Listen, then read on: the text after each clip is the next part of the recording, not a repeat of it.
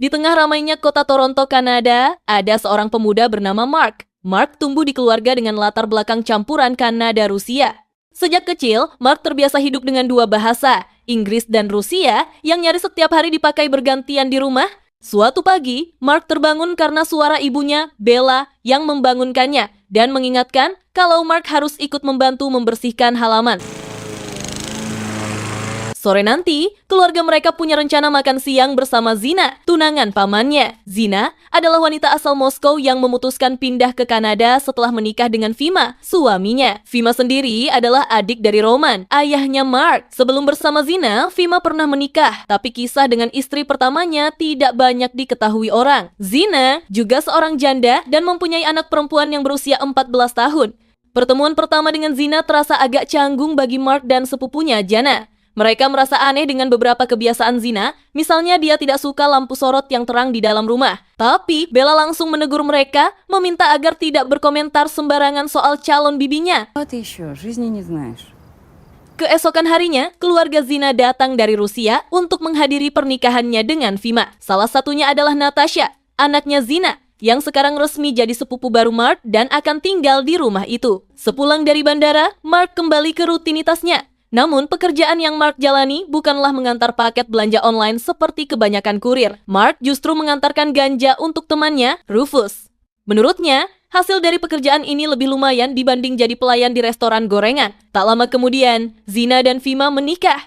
Kehidupan berjalan seperti biasa, tapi Natasha ternyata tidak terlalu bahagia dengan pernikahan ibunya.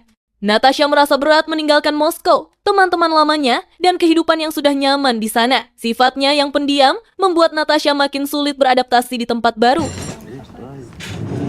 Untungnya Bella cukup perhatian. Bella sering menyemangati Natasha dan mendorongnya untuk lebih dekat dengan keluarga. Bella juga meminta Mark untuk menemani Natasha, mengajaknya berkeliling rumah dan mengenalkan satu persatu ruangan.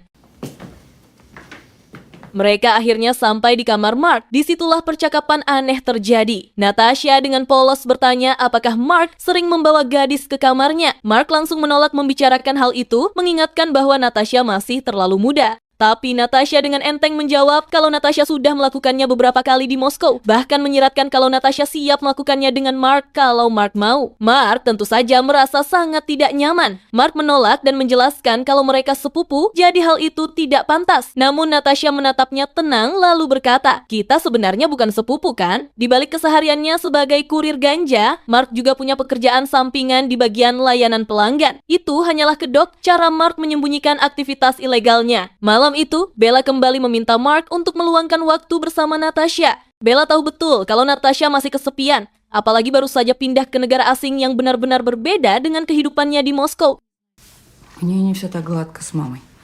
Keesokan harinya, Mark mengajak Natasha berkeliling kota. Sambil menjalankan pekerjaannya sebagai kurir, Mark sekaligus mencoba membuat Natasha lebih betah. Perlahan, Natasha mulai merasa nyaman berada di dekat Mark.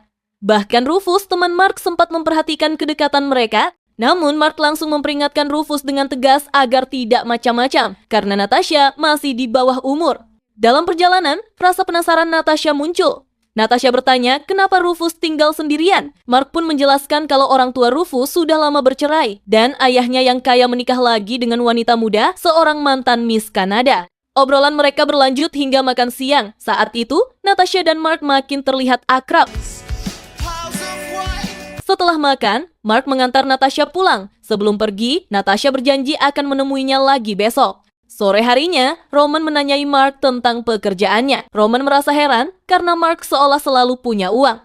Dengan santai, Mark bilang kalau Mark membantu seorang teman yang punya bisnis jual beli online, terutama barang elektronik. Roman makin penasaran, lalu bertanya apakah temannya itu tidak kuliah. Mark menjawab kalau temannya bahkan punya gelar master di bidang teknologi. Mendengar itu, Roman kagum. Roman lalu menyarankan Mark untuk belajar banyak darinya. Roman dan Bella memang selalu berharap Mark bisa menempuh jalur akademis yang bagus, meski kenyataannya Mark lebih memilih jalan hidupnya sendiri. Hari berikutnya, Natasha menepati janji dengan menemui Mark lagi. Saat masuk ke kamarnya, Natasha penasaran dengan buku filsafat yang sedang Mark baca. Setelah itu, Mark kembali mengajaknya keliling kota sambil tetap menjalankan rutinitasnya sebagai kurir. Kecantikan Natasha tak luput dari perhatian para pria yang mereka lewati, tapi Natasha tampak tidak peduli sama sekali. Sesampainya di rumah, Natasha tiba-tiba bertanya, apakah orang tua Mark tahu tentang pekerjaannya? Mark jujur mengakui kalau Mark memang mendapatkan uang lumayan dari sana. Natasha, yang makin penasaran, kemudian bertanya apakah Natasha bisa mencoba produk yang dibawa Mark. Mark sempat mengiyakan, tapi sebelum sempat terjadi apa-apa, Bella muncul untuk mengecek kotak surat. Bella lalu mengajak Natasha makan malam bersama keluarga. Saat duduk di meja makan, Roman memberikan nasihat kepada Natasha. Roman tahu betapa beratnya meninggalkan kehidupan lama, tapi Roman meyakinkan Natasha bahwa di Kanada, Natasha bisa membangun masa depan yang lebih baik. Roman menekankan pentingnya belajar giat agar kelak tidak perlu bekerja seperti Mark. Keesokan harinya, Natasha kembali menemui Mark. Kali ini, Mark sudah menyiapkan bungkusan kecil khusus untuknya. Mark hanya memberinya sedikit, agar Natasha tidak mabuk berlebihan. Setelah itu, Natasha membuka laptop Mark dan menemukan video lucu yang pernah ditontonnya. Natasha tertawa kecil, lalu berkata agar Mark tidak perlu malu. Natasha bahkan menunjukkan sebuah situs penuh dengan foto dan video miliknya sendiri. Dengan nada menggoda, Natasha mulai bercerita. Natasha mengatakan sebenarnya masih ada banyak video lain, tapi hanya sebagian kecil yang pernah diunggah karena saat itu Natasha dan teman-temannya masih di bawah umur. Natasha juga mengaku pernah ditawari seorang sutradara untuk membuat video dengan bayaran $1.000. Kini, Natasha menyesali semua itu. Mark yang terkejut bertanya, apakah Natasha masih sempat aktif membuat video sebelum pindah? Natasha menggeleng, lalu menjawab kalau Natasha berhenti setelah ibunya mengetahuinya. Sejak saat itu, hubungan Natasha dan Mark makin dekat. Mereka seperti pasangan kekasih, meski tidak pernah benar-benar menyebut diri mereka pacaran. Mark seolah tidak peduli dengan masa lalu Natasha yang rumit, perasaannya sudah terlanjur dalam. Mereka sering menghabiskan malam bersama, sesuatu yang dianggap biasa di lingkungan tempat Mark tinggal. Mark juga kerap membawa Natasha ke pesta teman-temannya atau sekadar berkeliling kota. Hubungan itu dijaga rapat-rapat agar orang tua Natasha tidak mengetahuinya. Suatu malam setelah pulang, Bella memberitahu Natasha bahwa Fima sempat menelpon. Fima bilang kalau dirinya dan Zina berencana pergi berlibur.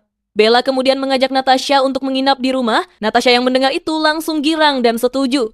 Malam itu, Natasha terbangun di tengah malam dan menyenggol Mark karena tidak bisa tidur. Dengan suara lirih, Natasha berkata, "Mark, kamu beruntung sekali punya keluarga seperti ini." Lalu, Natasha mulai bercerita panjang lebar. Katanya, ibunya masih sering menelepon ayahnya di Moskow, terutama saat Fima sibuk bekerja. Zina bahkan mengirim uang kepada mantan suaminya. Setiap kali Fima bertanya siapa yang menelepon, Zina selalu bilang itu ibunya. Beberapa hari sebelumnya, Natasha sudah pernah mencoba memberitahu Fima soal tingkah laku ibunya, tapi Fima tidak percaya.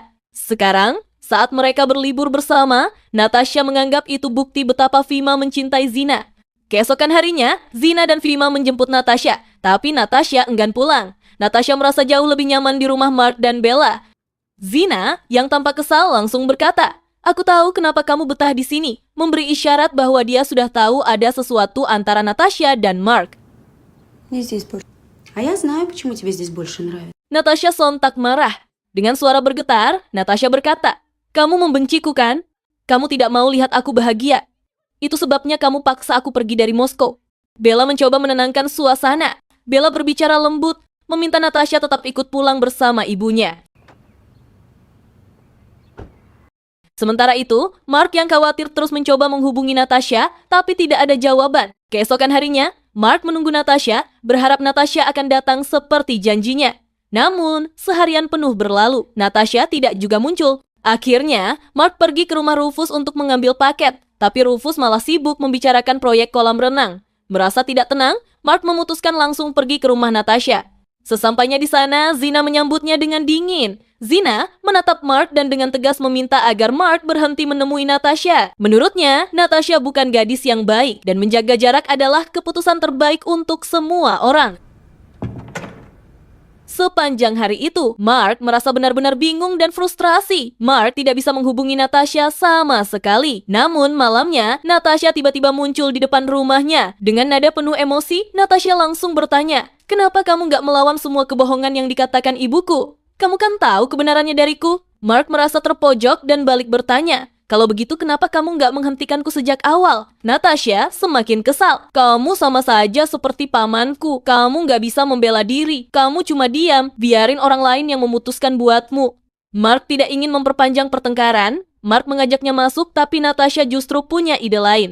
Dengan wajah bersemangat, Natasha berkata, "Ayo ikut aku ke Florida. Aku punya koneksi dengan orang kaya di sana yang bisa kasih kita kerjaan. Tenang aja, aku juga bakal kerja." Mark terdiam sejenak, lalu akhirnya mengangguk. "Baiklah, kita bisa berangkat besok pagi."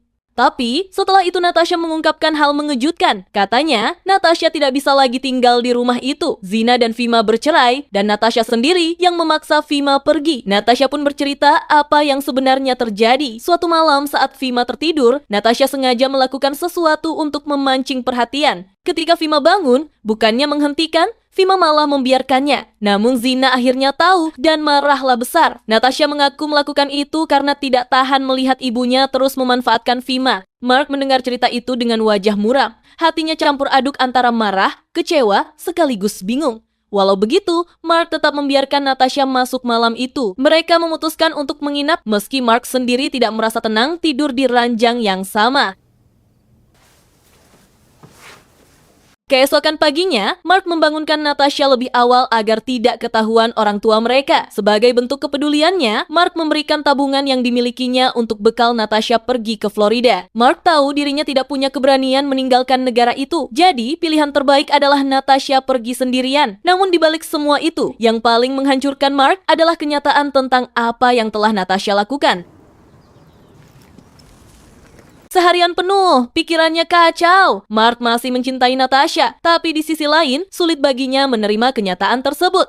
Bahkan ketika Rufus mencoba menelepon, Mark memilih mengabaikannya. Tak lama setelah Fima benar-benar pergi, Mark memutuskan mendatangi rumah Rufus. Tapi pemandangan yang Mark temukan membuat darahnya mendidih. Natasha ternyata tinggal bersama Rufus sekarang. Rufus menjelaskan kalau itu sebabnya Rufus menelepon sejak pagi. Natasha, kata Rufus, tiba-tiba datang sendiri ke rumahnya. Rufus bahkan menambahkan dengan nada sinis, Natasha nggak mungkin bisa ke Florida. Bahasa Inggris aja Natasha nggak bisa. Jadi daripada terlantar, mending tinggal di sini. Lagi pula Natasha sendiri yang mau, bukan aku yang maksa.